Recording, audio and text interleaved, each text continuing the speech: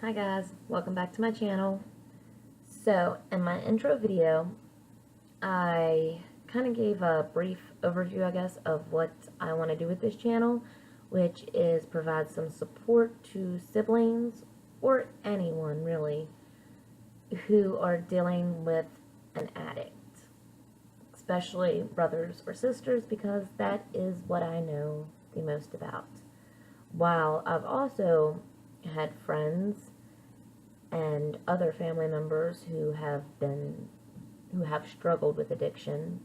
I know a little bit, but the one I am most familiar with would be the sibling. So, once again, I was just looking online to see if I could find sibling resources again. I feel as if I don't need them as much now as I have in the past, but I still find very little. So the most recent article I found was February 2017. So that was at least this year, but it was a small article. The same information it always gives, it seems. So I just still feel the lack of support for siblings is something I don't understand, I guess. So anyways, hopefully this can help somebody. I had mentioned I wanted to do topic videos. I guess this video, the topic is just kind of going to be an overview of what it is to be the sibling of an addict. And every situation is different.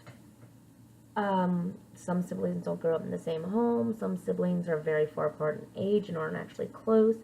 Some could be twins and super close. It's all very different, and my own personal relationship with my sister is we grew up together. We were always very close, only 2.5 years apart in age. We were from a small town, so especially during the summer, we had each other, and that was about it. We didn't have a lot of people that lived around us, but even as we got older, we still remained very close. There was a period in elementary school, where she was the big sister and I was the little sister, and her and her friends were mean to me. But we got past that. As we got into high school, we were best friends.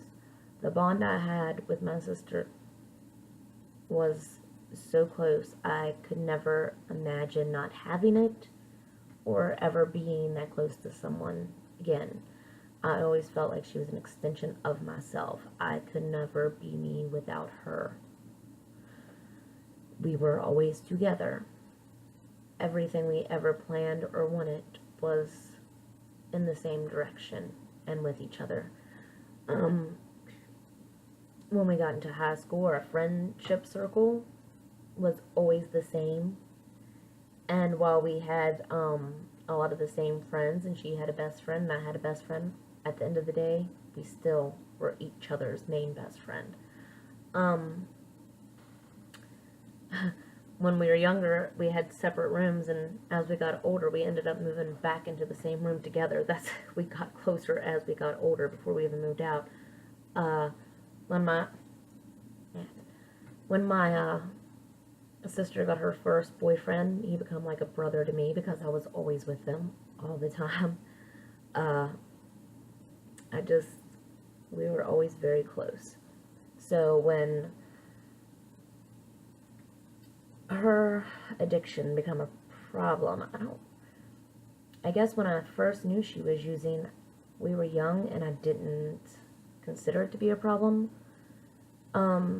In our town and area, I know meth wasn't a new drug to the area, but as far as kids our age or teenagers, it was new to us. I had no idea anything about the drug or the consequences that came with it, or, how easily people could become addicted to it.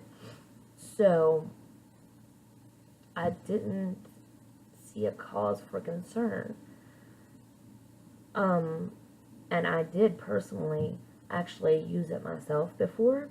It made me severely sick, so I always say that that was a true blessing, because I never had a chance to get addicted to it because I couldn't use it. And many people my age and in our town around that time become very addicted. And it wasn't just the kids my age, just like when it came into our town, it came in full force and grabbed a hold of teenagers and adults alike. It's been really devastating to our town, the toll that drugs have taken. And it seemed to move from meth to pills to heroin, just whatever they could get their hands on once they got, I guess, chasing that first high.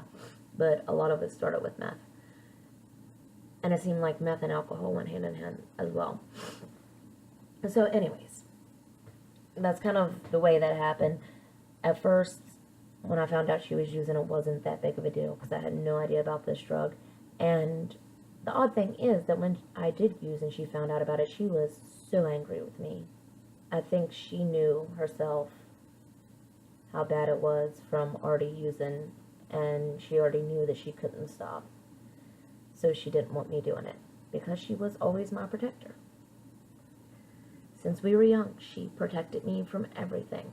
So if it was bad, she didn't want me doing it. She always wanted me to succeed in whatever I did. Which makes seeing her fail so much harder. So yeah, I knew she was doing it, didn't think it was that big of a deal. I don't remember, honestly, when I realized how bad it was. I can't remember, or what happened that made me see that it was a bigger deal. I know her attitude started to change, of course. Her friend that she had been best friends with forever, I seen their relationship just be destroyed because of her best friend, asking her about her addiction and her getting very violent and upset over it. And other relationships I just watched her destroy. We stayed close for the most part, though. She didn't have as much time for me all the time, but we still talked. We were still around each other most days. Even with the change in her attitude, I don't know. I didn't feel like it was the same with me. So,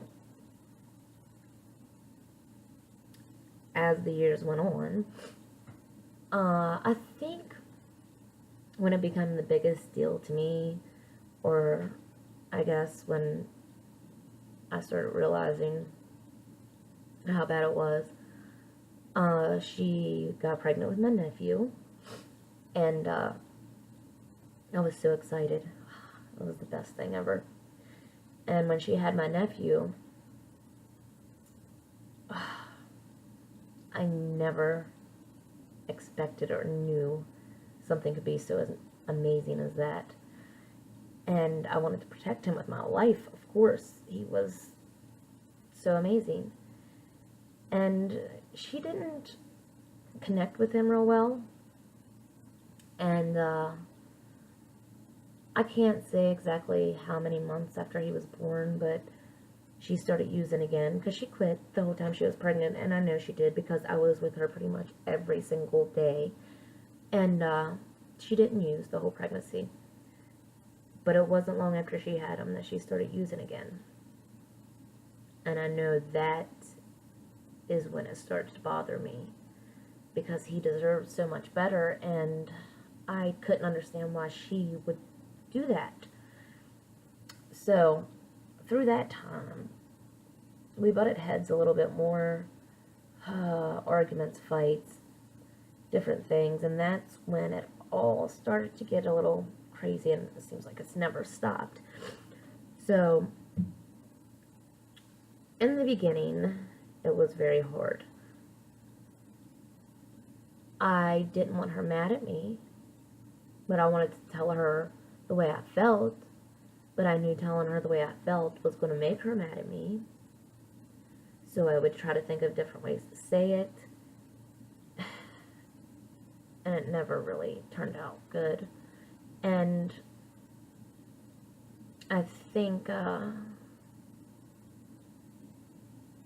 there was so many, the lies, oh my goodness, there was always lies. And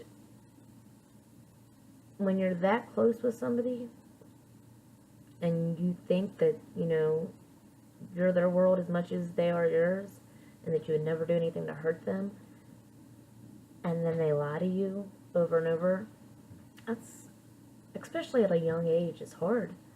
I mean, I was 18, 19 years old, and it was hard.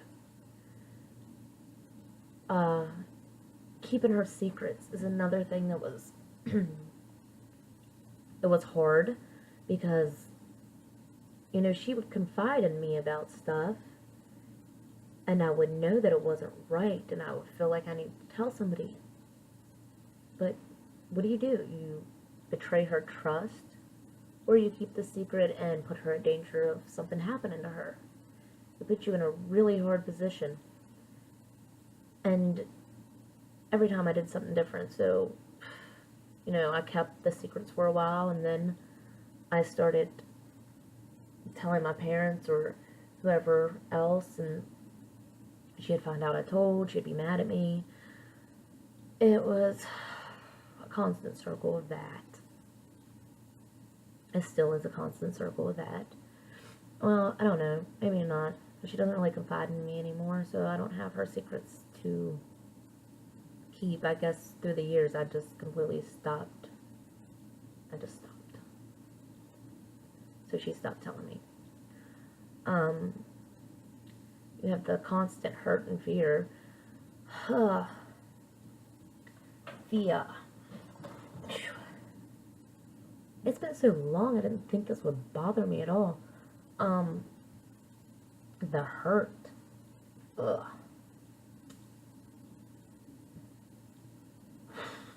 I may have to take a break on this one. Okay, well, I'm back. I was not expecting that. I'll talk about it all the time. I don't know what happened to me for a minute. Maybe just being in the quiet and talking about it brought my emotions out a little bit more. Anyways, talking about the emotions, the hurt. I've said to my sister many times, and I'm sure it's a feeling that anybody who loves an addict can relate to. I've asked her so many times, you know, why am I not good enough? Why? Why am I not enough for you to stop using? You know, I would do anything in this world for you. Why am I not enough? And that's the way it feels. And, you know, I would do anything in this world for my sister.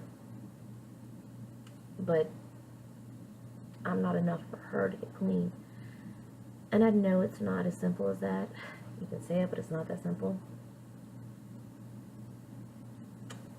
But it doesn't make you stop feeling it, I guess. So you have that major hurt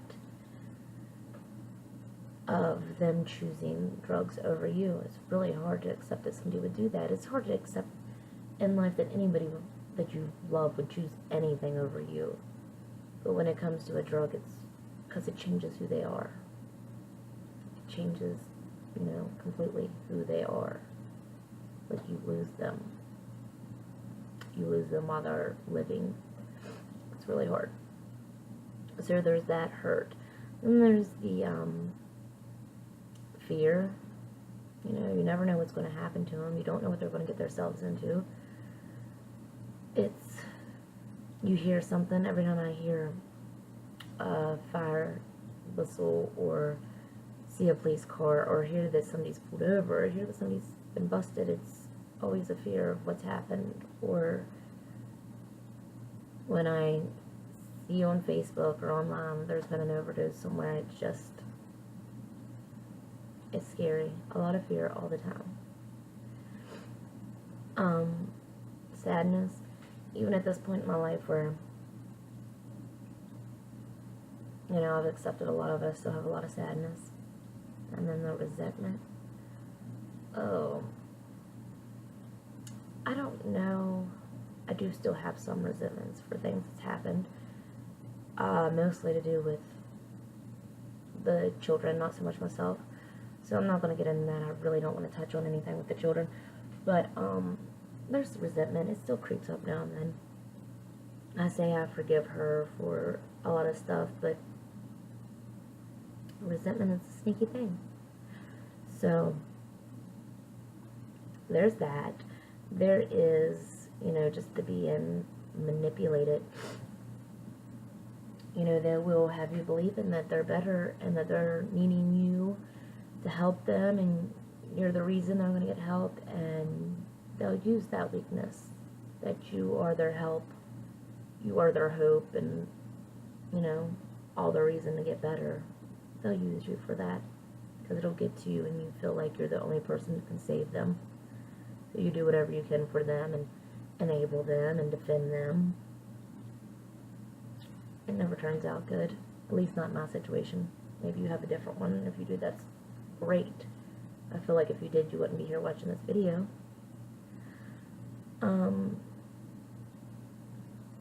There's so many different reasons, I guess, that I think the sibling relationship of addicts is a unique one because of the closeness and the bond you have.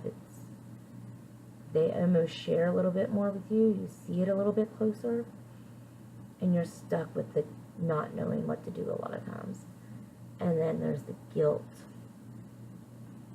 constant guilt. Always have guilt. I always say that I feel like if it had been me, I could have handled it better. Of course, you never know that. I feel guilt because I can't save her. I've tried. I've did so much. Anything I could think of, I've been there for her. I've been able to her. I've cut her off completely. You know, I've followed the freaking books to a T. What the professionals say to do. All that. And there is the guilt that I can't save her. And there's a lot of other guilt for, I guess, reasons that she stated that she started using. I have guilt that, you know, she was always protecting me, and sometimes stuff happened to her, although she made sure it never happened to me. And so I have that guilt. It's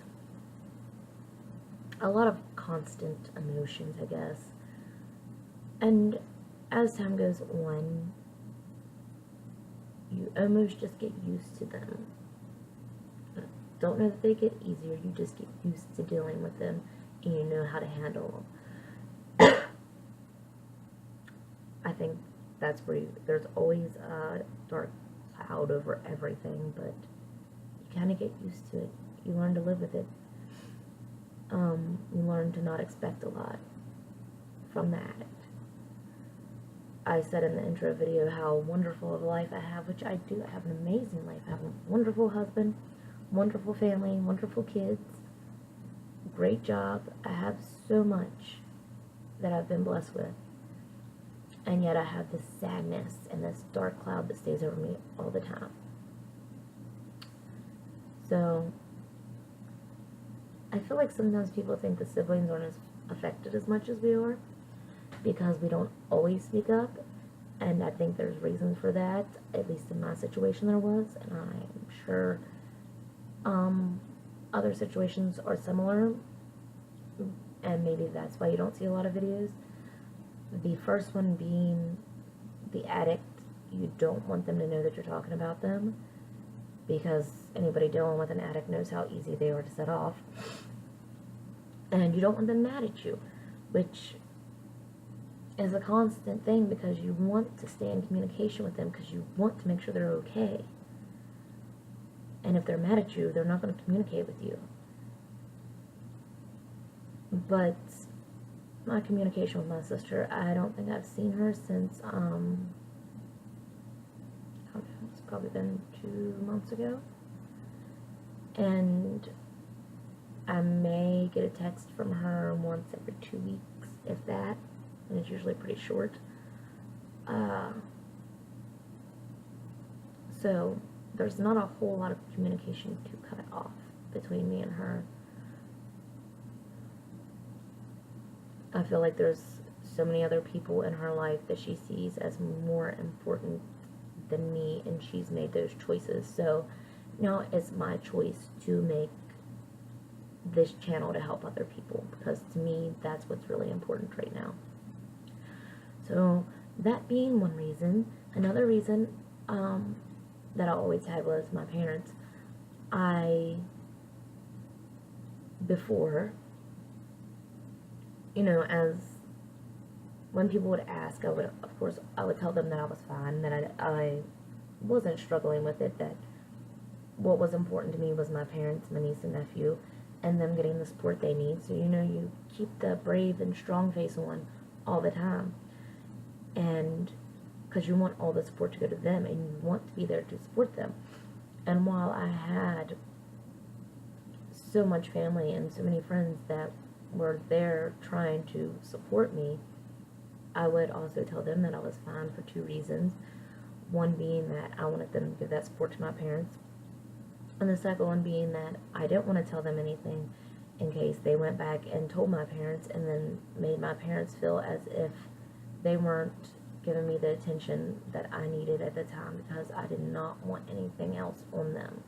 I was handling it, and I think I did. I think I did everything the same way I would today, because I still wouldn't want to put that on them, because they had too much at that time. What I was feeling was not, I guess, it was important. If you're going through it right now, it is important. So I don't want it to sound like it's not important, but I was okay, you know? But that's why I'm here now, for the people who do need somebody else to reach out to, because I know what it's like. Now my parents and I are very open. If there's been anything good to come out of all this, is that my parents and I have a very strong relationship now. We've been through so much together, so much hard stuff together, and we don't always agree on the way we feel about things, but we're still very open about it. I will be angry and mean, and my words, I'm really harsh with words sometimes, and my mom will be like, you don't say that, da, da, da. But then I still say it. So they know what to expect from me, I guess, and I know what to expect from them, so there's no surprises, and they are now always here for me, as they would have been then had they known. They just didn't know. And they didn't need to know, I don't think. I got through it fine, but the channel that I want, or that I'm making with the topics and different things, is to help the ones going through it, because if I can make it easier in any way for somebody, if I can tell you, hey, go ahead and say it, it's not going to be that bad, or it's okay to do this, or you can try that all you want, but it's probably not going to work, whatever, if I can help, or if it's just to listen and say, that's normal, it's really normal, because trust me, there's probably nothing that you could tell me that I would be surprised by. So, anyways, this is, I guess, topic video number 1, topic being kind of an overview of the feelings of being an addict's sister or sibling. So I think the next one I am going to do, and I want to try to do it tonight, is going to be on the parents, and not so much them, but as how I felt to their reactions or their actions towards my addicted sibling. And there was a lot of different ones. Different stages bring out different reactions, trust me. And as you get to the end, you all kind of almost end up feeling the same, which a lot of time is helpless. So, anyways, I hope this helped. I hope that it has gotten to somebody who truly needs it. Leave me some feedback. Let me know what you think. Let me know what you would like to see. Subscribe. If I can just reach one person, I'll be happy. I would love to reach a lot more than that, but I'd be happy if it was just one. So anyways, I guess I will see you in the next video.